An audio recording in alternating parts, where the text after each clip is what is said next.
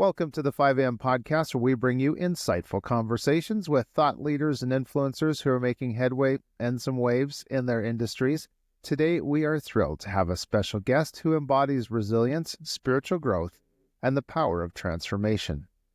Joining us is Jessica Morris, an author, spiritual director, and self-proclaimed huge fan of Jesus. Jessica's journey from a challenging childhood to becoming a beacon of hope for others is nothing short of inspiring. Her latest book, Higher Powered, delves deep into the human soul, helping readers confront and overcome the obstacles that hinder their personal relationship with their higher power. Jessica's story is one of triumph over tragedy, a testament to the strength of the human spirit.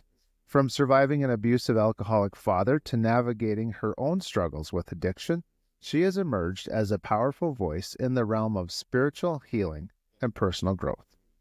Get ready for an honest, vulnerable, and thought-provoking conversation as we explore Jessica's path to becoming higher powered and her unique perspective on faith, recovery, and the transformative power of surrender.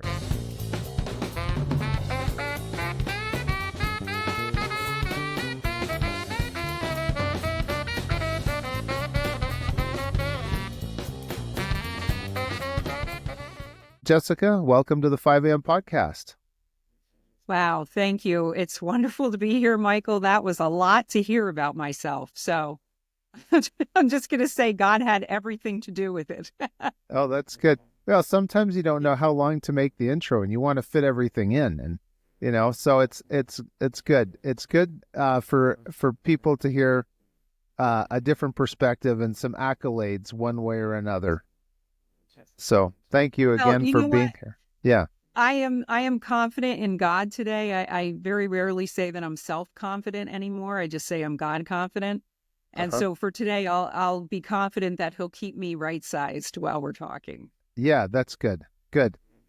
So I want to get to your book, and sometimes I start at the back of things. It's just who I am, thinking outside the box.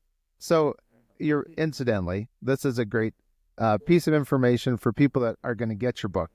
The back cover hints at a challenging childhood. Can you share your experience growing up with an alcoholic minister father? Yeah. It was not easy. I'm the youngest of four, and I was born in 1970. So it was also a very different time in the world than it is today. This was, this sort of the end of the hippie revolution, going into, I think Jimmy Carter was president when I was Nixon, and then Carter. Yeah. So there was a lot going on, let's just say. And so the world was a very different place. People didn't have a phone attached to their hand. And I lived in a town that had 3 main streets and a whole bunch of side streets. That was it.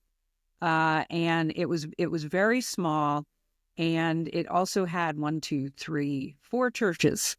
Wow. So it tells you a little bit about where I grew up. And my father was I believe absolutely without a shadow of a doubt, he was called by God to be a minister. He was a fantastic speaker. He was great with the people outside of our home. He was just a wonderful pastor. I don't even know how else to say it. People loved him. He drank publicly. He smoked publicly. And I think that was something people loved about him, is that he was just one of the guys, and I think that made a lot of people feel better about themselves. But when he came home, he had trouble doing that at home with us. He had trouble, I guess, being the dad, and being the husband, because we really knew him. And, for an addict, and I can speak from firsthand experience, we're pretty high on accolades. We love it when people tell us how great we are. We're not too thrilled when they see us for who we really are. And so he wasn't the best dad in that sense. In hindsight, I do see a lot of places where he was wonderful. But as a little girl, it was hard to grow up like that, especially since there was at a very young age. I can't tell you exactly how old I was, but he told me I was a mistake. He told me that Wow. my parents wanted 3 children and that I was a mistake.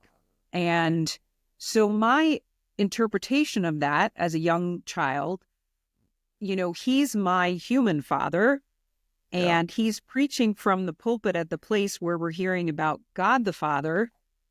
And Mhm. so I'm just making an assumption that fathers on earth are they show you what Father in heaven Yeah. is, Right.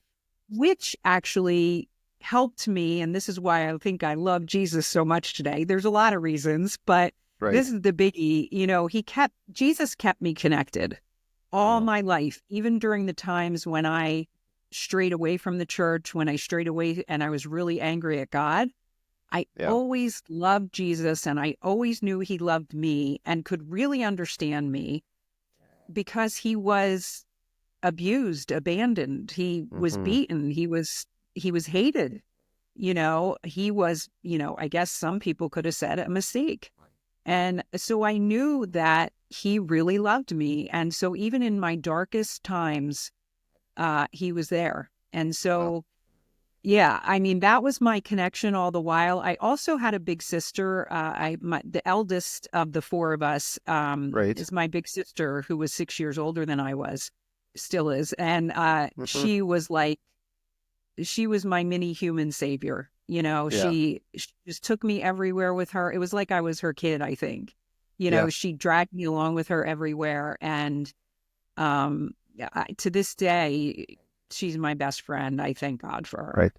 So I want to ask you then, um, did your father's condition or his habits and behavior, did that lead to a lot of covering for your father's alcoholism and abuse within the church community?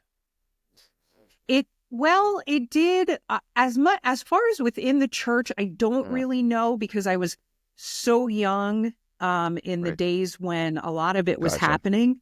Uh-huh. So I would say it did a lot in our family. Like, we were taught, my mother was also raised by an alcoholic father. So she was really good at being, the codependent minister's wife. And she was a teacher in the very tiny school that I went to. So, I mean, everybody in town knew us. And but she was very good at training us on how to look good and, do really well in school and all those kinds of things and keep our mouths shut.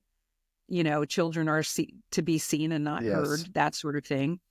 When I got into high school, and actually my mother left my father, surprisingly, Wow. when I was about 22 years old. And I think maybe part of that happened was because we were all grown, Right. and maybe I think for a long time she was staying to keep the family together. Yeah. And when she left him, he went to his church. Now, I wasn't going to church anymore, Mm. but I had friends who were, and he went to his congregation that Sunday and said, I'm sad to share with you that my wife has left me, and I'm going to get through this with your help and all that kind of stuff. And the following Sunday, he introduced his new fiance to the Oh, congregation. wow. And so that's when it all went south for my dad. And so, as you can probably imagine, that was not an okay Yeah. thing. And Yeah. so things blew up from there for him. And he actually did find his way to recovery Mm. eventually. It took me a little bit longer, but he did get into recovery. What I will say about that is that some are sicker than others, and sometimes recovery Mm. works and sometimes it doesn't. Yes. Right. So thinking back, and you may have already touched on this a little bit, but how did your father's role as a minister and a dad who was battling his own demons of alcoholism impact your early perception of faith and spirituality? It was very confusing Mm. because I really did love church. I loved Sunday school. Yeah. I really loved Jesus. Like I said, I felt really connected there. Um, I watched a lot of media like there was a, I don't know how old you are, but there was a mini series called Jesus of Nazareth that they used to play in Oh, interesting. around Easter. Okay. And as soon as we got a video recorder, I recorded it and I watched it over and over and over again. And Wow. but I was very angry at God, and I felt my father was disciplined us a lot, let's just say, Hmm. and I felt like God was that way, and I thought that the one of the reasons that my book came to be was because I spent a lot of time being terrified of God. That I was going to burn in hell, that when Jesus returned for the apocalypse, when the Uh-huh. apocalypse happens, Yes. all those movies they make about it, and that I was going to be one that, got thrown into the pits of fire. Right. And that there was no way out for me because I was already a mistake. There was nothing that I could do to change that. Um, and so it really skewed, I think, what a child would think of what God is. I mean, I don't know what it's like for a normal kid. And of course, I Hmm. want to say, are there any normal kids? We all Exactly. have something, right? Um, but it was just very confusing. It was Yeah. hard. So was there a point in your childhood where the light flipped on and you recognized that your home situation was not typical? That's a great question. I can remember two instances in my life. One was when I was very young and I had a friend and I went over to her house to play after school. Hmm. And her dad came home from work and he came up to the room. We were playing in her room and he came up to her room and he came in and he picked her up and gave her a hug and, was so excited to see her, after Yeah. school or after work. And then he went away and I thought, well, that was weird. Like, I Huh. just remember thinking that was weird. And then when I was in college, I went home with a friend for the weekend to her hometown. And she came down. I was downstairs already. I had gotten up and I was sitting talking to her mother in the living room, and her dad was in there as well. And when my friend came downstairs, she cuddled up next to her father on the sofa, and she put her head on his shoulder. And I just was like, well, that's really weird. Why would you do that? Like that. I thought they were weird, Yes. and here they just had a loving relationship and she missed her dad because she was off at college. It wasn't Yeah. anything weird. It was just because there was a lot of, with my dad, there were a lot of, I do believe that one of his addictions may have had something to do with sex. I'm just going to Mm. say it. Yeah. And he said a lot of very inappropriate things to me when I was growing up that were just highly disturbing that I'm not going to get into. And so I always steered clear of any kind of physical touch or anything like that because it was just really uncomfortable for me. So when I Right. saw it happening for other people in a healthy way, I thought it was weird. I mean, Yeah. that's the best I could say. Like, I thought they were weird. Right. And what happened to me over time is and especially um, when I was in recovery and then in counseling for the trauma of my childhood, I Yeah. recognized that I was actually the one who was in the weird house. Yeah. It was not okay for my father to say the things that he said to me and to do Right. the things that he did. Yeah. Yeah. Now, you've been frank in your writing and other things about your addictions. Can you talk about what drove you to those addictions, and then how did you see the light to get help and turn your life around?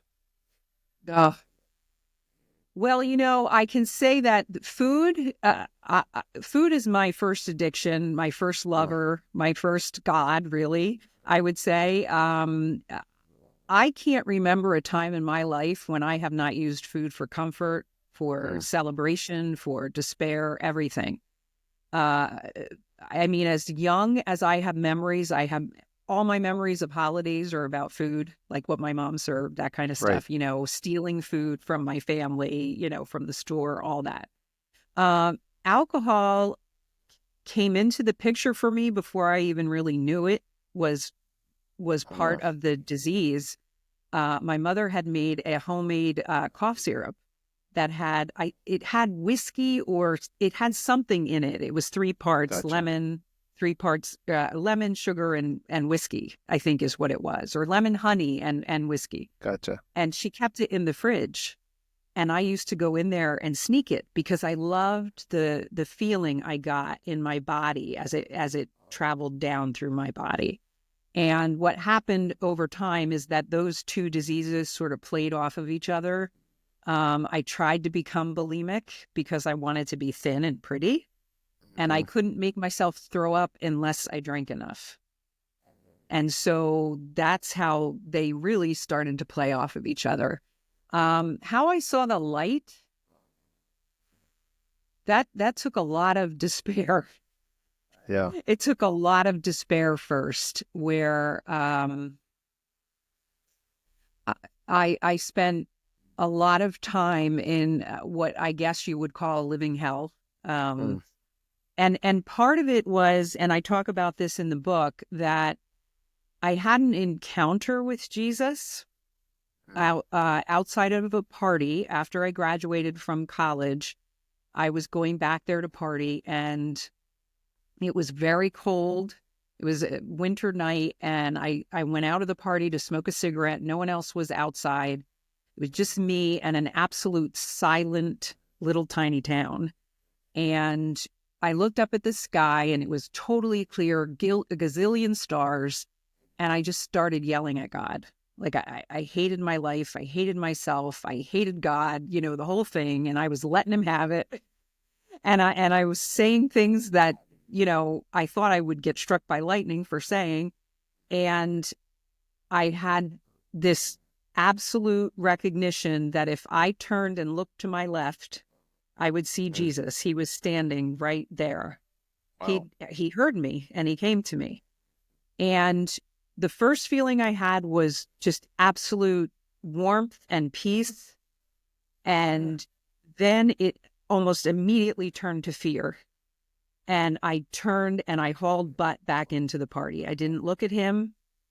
I couldn't. I just couldn't bring myself to turn that way. And I went back into the party, and it was about, I think I know when that happened. I think I know the date, but I'm going to say it was about 6 years till I found recovery. Wow. And those 6 years were awful. I can't even describe to you how awful they were, because I was suicidal. Why I didn't kill myself during that time, I can't even really tell you, other than at one point I had a cat who I had just adopted, and I feel like she spoke to me and said, who do you think you are, thinking about killing yourself? I need you. Wow. God just kept sending things to me. I see this in hindsight, that kept me from doing it. Right. And I had a counselor at that time that I really liked. And after seeing her for about a year, she said to me, I don't see us getting anywhere in your work until you get this food thing under control. And I was shocked, because I was paying her every week to help me. Yeah. And she was sending me to this recovery program that didn't cost anything. And it kind of blew my mind, because I had been to several counselors, within about the 10-year period prior. And she just said, I really think you need to do this. And that's when I went to my first meeting. Why? Because she told me to. Why did I go? Because I was a self-centered, selfish, egotistical, crazy person. Why did I follow what she said? Because God makes miracles happen. That's the only answer that I had. Gotcha. So, where was your rock bottom? And there's a saying out that's, don't rob people of their rock bottom. Did you have one of those that you could pinpoint and say, yep, this was the spot where I knew that I couldn't dig any deeper of a hole for myself? Yeah. God bless her. The sister I told you about, who was like my parent, really, for a very long time. about a year before I got into recovery, I moved to a new town because I was fleeing a job that I knew I was going to get fired from, basically. And she and my other siblings came to visit, and we had a party. I mean, we sat around and drank beer, basically. And they all stayed overnight. And the next morning when I woke up, she was the only one that was there. And she basically had her own little mini intervention with me. And she said, Wow. I am not going to watch you do to yourself what our father did to our family. She's like, I can't sit by and watch this. And I was so angry at her, like, how dare she say this to me? I was in so much denial and, pretty much just wanted her to leave. And our relationship was, while she didn't completely pull away from me, she pulled away. And without me even really knowing it, it really broke my heart. It was horrifying. And that last year prior to getting in recovery, there were times at my job where I was so disgusted. I was a event planner, so I was paid pretty much to go out and eat and drink with others, Yeah. And I hated myself. I absolutely hated myself. And that's actually right after that happened with her is when I started seeing the counselor who eventually sent me to recovery. Gotcha. And I think that was it for me. Like, I can't live my life if she's not part of it. Right. And I didn't even really realize it at the time, but I think that's what happened. Like, this, I can't do this without her. Yeah. So there's a saying from Andrew Womack, who I've listened to a lot over the years, that God's not angry with you. He's not even in a bad mood. And so that leads to mercy, and his mercies are new every morning. So in the early stages of your recovery, were there these little signals of God's mercy that helped you from falling back into addictive behaviors?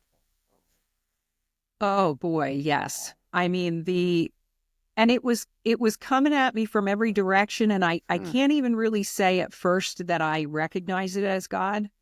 I just recognized relief. Okay. And by that, I mean, I was desperate enough to do whatever they told me to do. These people in this program who were in healthy bodies and actually looked like they had peace. They talked like they had peace. And I wanted that. Right. And so when they said, you need to stop eating this, this, and this, or you need to only have 3 meals a day and nothing in between, or whatever it was that they were saying, I was like, well, that sucks. I don't want to do that, but I will, because I want to have what you have. Right. And then I got into like a place of stubbornness where I'm going to show you I can do this kind of thing, and all these things. But all along the way, God put people, and this is where I think Jesus came to me through other people, because he knew at that time I couldn't look directly at him. Yeah. So he just gave me these people, these wonderful people who totally understood where I was, accepted me. I mean, I was about 150 pounds overweight when I got there, and these women were just wrapping their arms around me and loving on me when nobody else in the world wanted to even shake my hand, and I mean, I wanted more of that. And so I just kept going. And I kept recognizing I actually recognized one day, I'll never forget this. I went to bed and I realized I didn't think about food all day except for when it was mealtime. And that, after 29 years of spending every minute of every day wondering where I'm going to get my next binge, that blew me out of the water. And I thought, well, maybe this God thing has something to it, because they were talking about having a higher power as soon as I walked in the door, And so when they said, start praying every day, God, please help me. And when you go to bed, say, God, thank you. They're like, even if you don't mean it, say these things, And I started doing it, and I was dang, this is working. I want more of this. And Right. that's sort of how it, started to pick up steam. Yeah. So how would you say that that influenced your current relationship with spirituality and Jesus Christ? Uh, Hugely. It's the foundation. For me, it's the foundation of everything. The discipline, there was one old timer who used to say to me, Jessica, when you surrender your food, right? When you just put the food down and say, you know what, God, this is yours. I'm going to do whatever these crazy people in this program tell me to do with my food. And I'm not going to balk about it. I'm just going to do it. She said, when you surrender your food, you're going to recognize something. It's going to teach you how to surrender every other thing in your life for the rest of your life.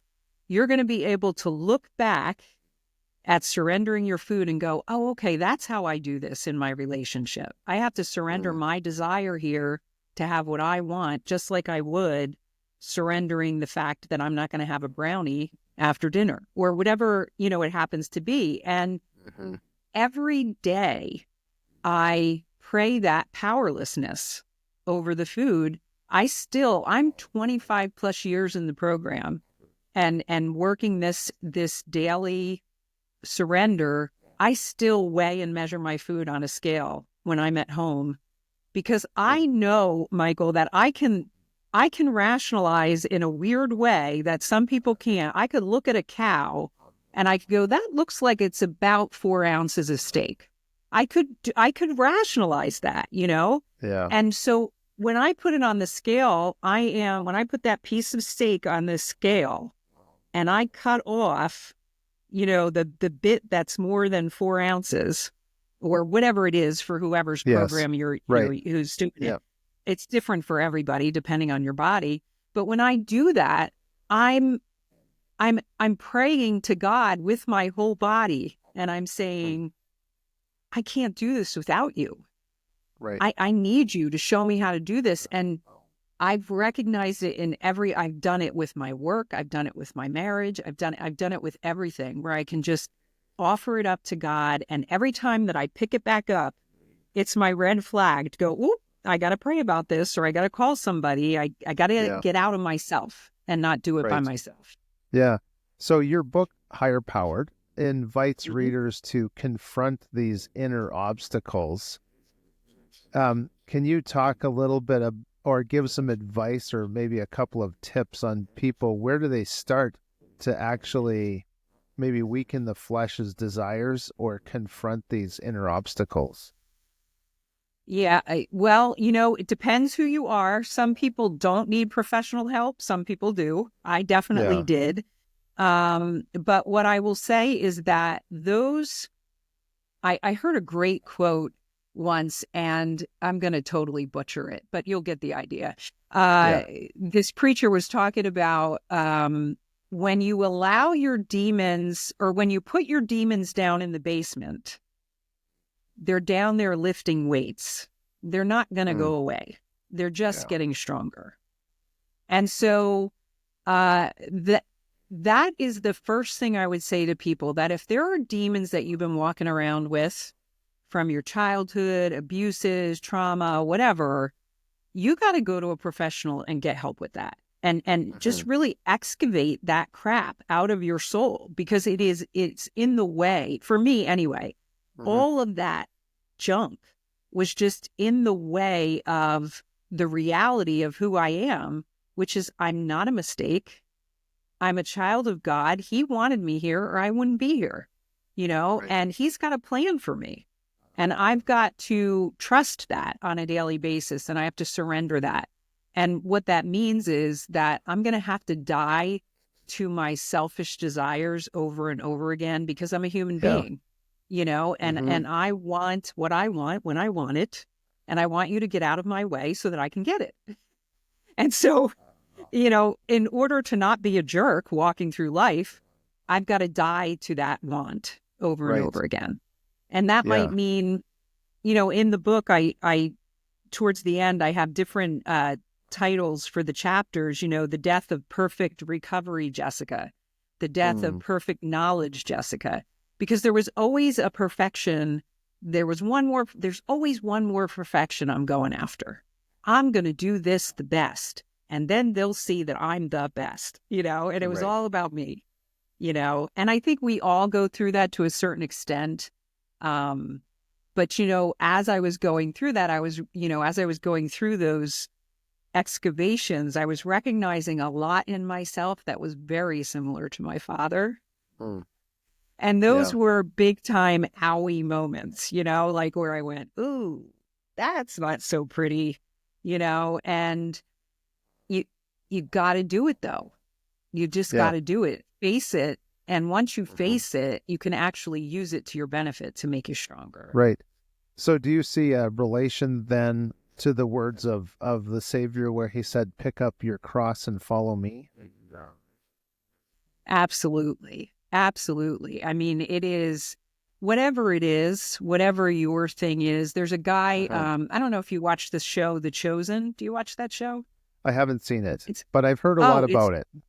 it's awesome. It's wonderful. And there's one of the actors who plays one of the disciples has I forget what the disability is, but he has a limp.